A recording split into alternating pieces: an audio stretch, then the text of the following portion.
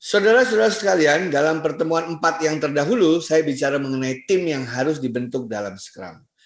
Di pertemuan kelima ini kita akan bicara siapa yang ada di dalam tim Scrum. Minimum harus ada siapa.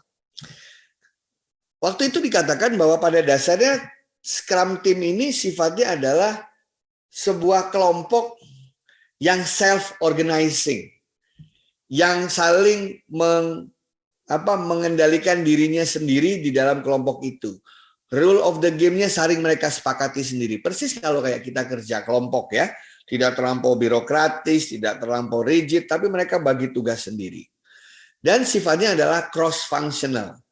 Orang dengan fungsi yang beda-beda, dari unit beda-beda, dari divisi beda-beda berkumpul. Biasanya tim Scrum itu minimum terdiri dari 3 pihak.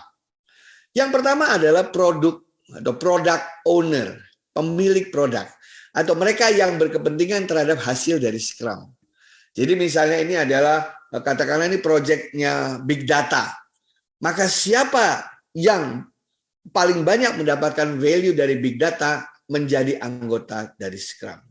Atau kalau ini misalnya adalah proyek terkait dengan implementasi AI dan machine learning, siapa usernya nanti yang akan menggunakan produk AI dan machine learning itu adalah bagian dari product owner yang ada di tim Scrum. Yang kedua barulah development team. Ya, orang IT-nya, orang yang mengerti big data, orang yang akan membuat produk, orang yang akan menghasilkan aplikasi, orang yang akan menghasilkan fitur-fitur microservices yang ada, yang akan mendevelop, itu adalah anggota dari Scrum, development team. Dan yang terakhir inilah yang namanya Scrum Master. Itu Scrum Master itu adalah orang yang memastikan bahwa Scrum ini benar-benar cara kerjanya, ya, produk yang dihasilkan, model dan kultur berkomunikasinya sesuai dengan prinsip-prinsip Scrum itu sendiri.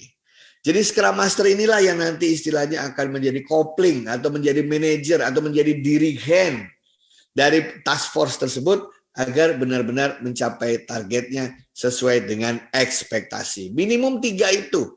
Jadi ada product owner, ada development team, dan ada Scrum Master.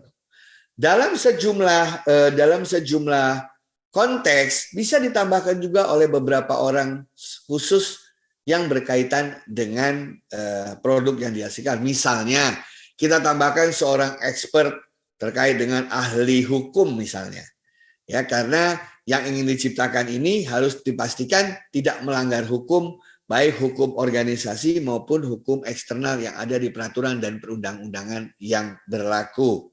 Atau mungkin juga masuk ke dalam Scrum ini adalah investor, yang kebetulan adalah pihak khusus yang memang memberikan biaya, memberikan uangnya untuk bisa mendorong tim khusus ini yang melakukan Scrum ini. Ya.